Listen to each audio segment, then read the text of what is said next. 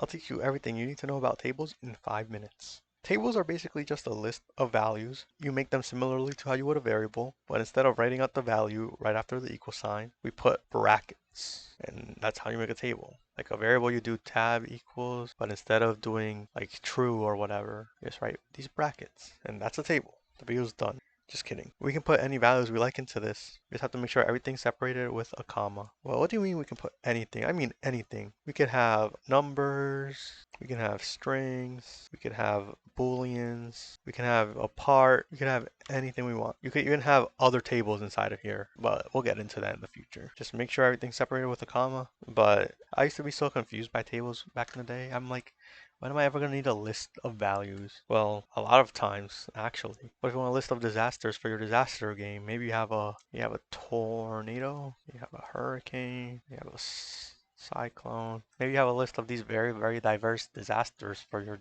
disaster game. Let's use this disasters example to show you what else you can do with tables. If we want to access any one of these values in the table, I'll just print it out in this case like I do with everything else because I'm keeping it simple. I only have 5 minutes, leave me alone. We just type the name of the table, followed by square brackets this time, and what number it is. Like if we want tornado, we type in a 1 because it's the first object.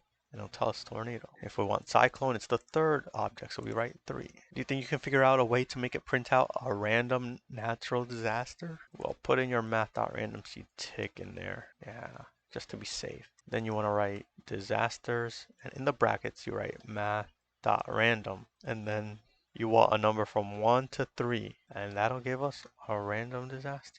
Tornado. So that means that the random number that I picked was 1. But what if, we're really good game developers, we want to update the game. We're going to add a typhoon.